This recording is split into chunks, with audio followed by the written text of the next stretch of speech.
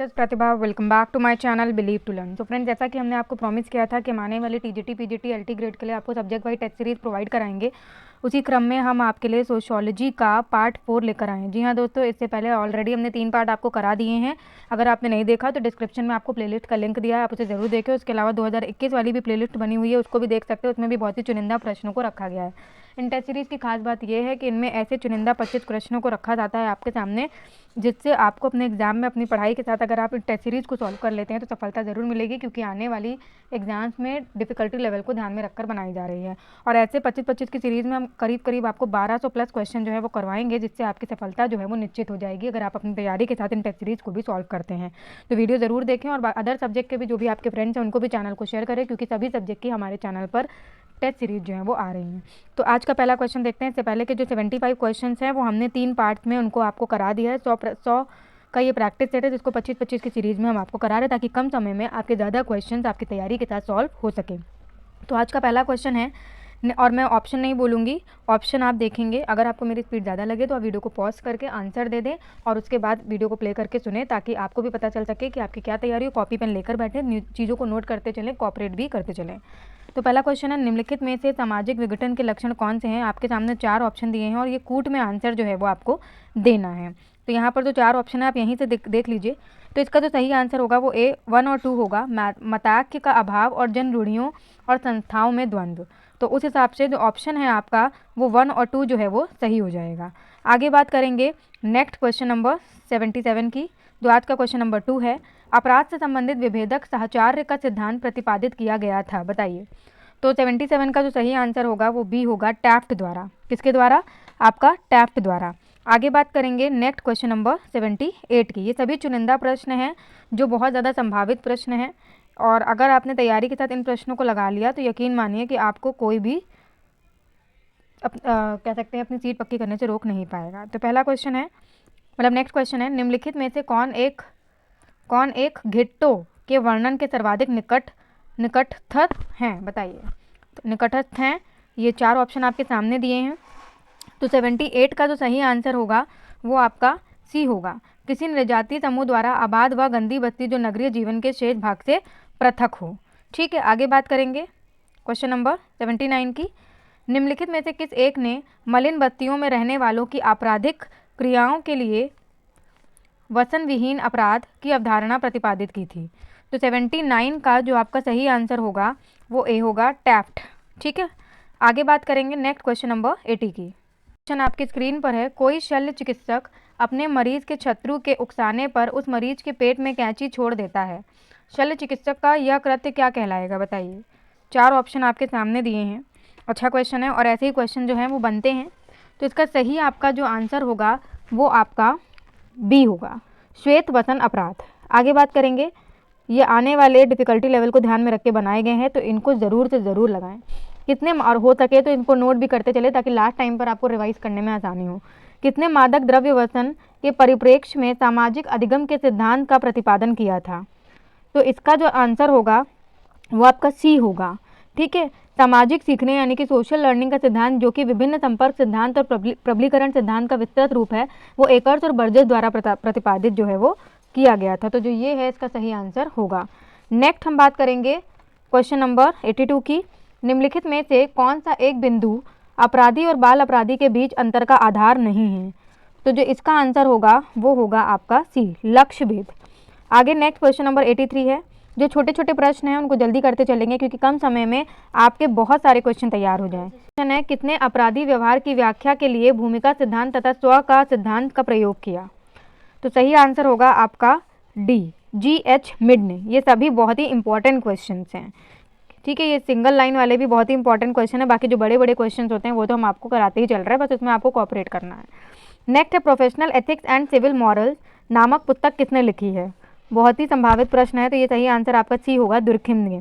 और दुर्खिम की अन्य पुस्तक की बात करें तो इसमें the rules of sociological method, उसके अलावा suicide, the elementary form of religious life और द डिवीजन ऑफ लेबर, ये भी इनकी ही पुस्तकें हैं। आगे बात करेंगे, इनका नाम आप अगर इंग्लिश में ही याद करें तो ज़्यादा बेटर होगा। ठीक है, क्योंकि हिंदी में भी वो इंग्लिश में ही नाम देते हैं। Social philosophies of in age of crisis नामक पुस्तक के लेखक कौन है, बताइए। तो जो 85 का सही आंसर होगा वो आपका सी होगा, पीएच सोरोकिन। और सोरोकिन की जो अन्य पुस्तकें हैं उसमें the sociology of revolution, contemporary sociological theories, social and cultural dynamics and the crisis of our age, ये आता है जो कि आपने इसमें भी देखा। चलिए नेक्स्ट क्वेश्चन नंबर 86 देख लेते हैं। तो अब ये सूची वाला आ गया, बस यहीं पर क्या होता है, थोड़ा सा दिक्कत होती है, मतलब क्योंकि यहाँ पर आपको एक ही प्रश्न में 4 प्रश्नों के आंसर देने होते हैं। यहाँ पर आपको पुस्तक और उसके लेखक से आपको मैच करना है। पहले तो आप यहाँ पर क्या करिए, उसको देख लीजिए। नेक्स्ट आप बाकी के भी 2 जो सूची में दिए गए हैं ऑप्शन, उनको भी देख सकते हैं। ठीक है, आई होप सो कि आपने ये सारे ऑप्शन देख लेंगे। देखिए सूची वाले जितने भी क्वेश्चंस होते हैं उनके लिए आप कॉपी पेन ज़रूर लेकर बैठें, क्योंकि अगर क्वेश्चंस बड़े हैं तो कहीं ना कहीं आपको थोड़ा सा कोऑपरेट करना होगा, क्योंकि हम बोर्ड पर नहीं पढ़ा रहे तो हमारे लिए पॉसिबल नहीं है कि हम आपको एक साथ सारी चीज़ें दिखा सकें, तो उसके लिए आपको थोड़ा सा कोऑपरेट करना होगा। ठीक है, तो इसके लिए अब हम आपको आंसर बताएंगे। ये आपका क्वेश्चन नंबर 86 है, इससे पहले वाले हम आपको फिर से दिखा देते हैं। पहले देख लेते हैं आपका पुस्तक और लेखक की शुरुआत यहाँ से करते हैं मिलाने की। तो धर्म और समाज जो है वो आपका राधा कृष्णन उसके लेखक हैं, तो ये पहला ही इसका सही ऑप्शन हो जाएगा। नेक्स्ट धर्मशास्त्र का इतिहास, इसके लिए हमें आपको नेक्स्ट पेज में दिखाना पड़ेगा, लेकिन मैं आपको यहाँ बता देती हूँ, पीवी काणे जो हैं वो इसके राइटर हैं। फिर उसके बाद मैं नेक्स्ट मूव करेंगे, और जो KM कपाड़िया हैं, अगर हम बात करें KM कपाड़िया की, तो ये आपका सी वाले का सही आंसर होगा। मैं आपको सी वाला ऑप्शन दिखा देती हूँ यहाँ पर सूची में। ठीक है, चलिए देख लीजिए आप सी वाला भी ऑप्शन। तो सी वाले ऑप्शन पर आप देख पा रहे हैं, भारत में परिवार एवं विवाह जो है ये आपका किसका है, तो भारत में परिवार एवं विवाह आपका KM कपाड़िया का है। ठीक है, उसके बाद समाज एवं जो आपका पर्यावरण है वो सुंदरलाल बहुगुणा जी का है। तो उस हिसाब से आपका जो सही आंसर होगा, कूट के अकॉर्डिंग आप कॉपी पेन लेकर बैठे होंगे और आपने लिख लिया होगा, तो सी आंसर इसका सही आंसर हो जाएगा। आगे बात करेंगे नेक्स्ट क्वेश्चन नंबर 87 की। तो 87 आप देख पा रहे हैं, नीचे 2 वक्तव्य दिए गए हैं जिसमें आपको कथन और आर दिया, मतलब आपका रीजन दिया है। सामाजिक नियंत्रण मानव जीवन की एक अनिवार्य दशा है, और कारण दिया है सामाजिक नियंत्रण के अभाव में मानव केवल एक जानवर की जिंदगी जी सकता है। तो इसमें आपको सही आंसर का चुनाव करना है। तो आपका जो 87 का सही आंसर होगा वो ए होगा कि ए और आर दोनों सही हैं और आर ए का सही स्पष्टीकरण करता है। फिर नेक्स्ट क्वेश्चन देखेंगे। नेक्स्ट क्वेश्चन 88 है, आदर्शात्मक नियंत्रण की दृष्टि से टैलकॉट पार्सन्स के अनुसार निम्नांकित में से कौन एक क्रम क्रिया व्यवस्था के अंतर्गत उपव्यवस्थाओं का सही क्रम है। तो ऑप्शन आपके सामने दिए हैं, मैं इसको आपको थोड़ा सा छोटा करके दिखाना चाहूँगी। आप यहाँ पर ऑप्शन देख सकते हैं, सभी ऑप्शंस आपकी स्क्रीन पर दे रखे हुए हैं। ऑलराइट, थोड़ा सा और जो आपको छोटा करके दिखा दिया मैंने, तो इसको सभी ऑप्शन जो हैं वो आपके स्क्रीन पर दे रखे हैं। तो इसका जो सही आंसर होगा वो आपका क्या होना चाहिए, वो आपका बी होगा, सांस्कृतिक उपव्यवस्था, सामाजिक उपव्यवस्था और उसके बाद आपका व्यक्तित्व। तो आपका जो बी है वो बिल्कुल सही आंसर इसका होने वाला है। ठीक है, तो 88 का आपका बी आंसर सही हो गया। आगे देखेंगे नेक्स्ट क्वेश्चन नंबर 89। ऑलराइट, तो क्वेश्चन नंबर 89 आपकी स्क्रीन पर है, निम्नांकित में से कौन सा एक शब्द मर्टन द्वारा विचलन की व्याख्या में प्रयुक्त नहीं किया गया है। तो जो इसका सही आंसर होगा, तो क्वेश्चन नंबर 89 का आपका सही आंसर होना चाहिए सी, परकीकरण। क्या होना चाहिए, सी आपका परकीकरण। अगर हम बात करें, मर्टन ने विचलन के 5 प्रकार बताए हैं, अनुरूपता, नवप्रवर्तक और आपका विद्रोही, कर्मकांड और पलायनवादी। ठीक है, तो ये इसका सही आंसर होगा आपका, इसके अकॉर्डिंग, क्वेश्चन के अकॉर्डिंग सी इसका बिल्कुल सही आंसर है। आगे बात करेंगे 90 की। तो 90 आपकी स्क्रीन पर है, मिताक्षरा और दाय भाग क्या है बताइए।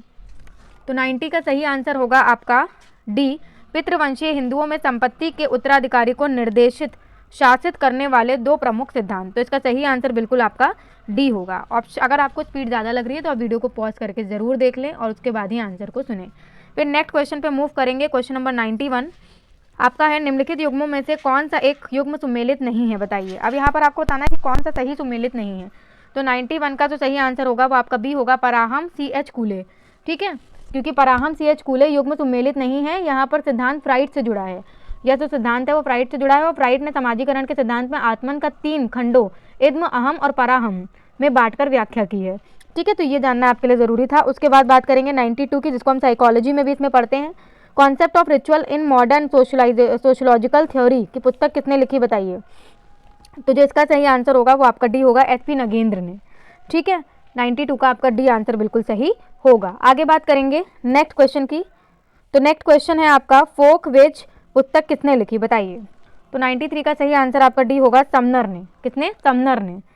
और अगर हम बात करें तो जो समाजशास्त्रीय साहित्य में फोक वेस्ट शब्द के प्रवर्तक आपके जो समनर रहे हैं, और इन्होंने इसी नाम से सन 1906 में एक पुस्तक भी लिखी थी।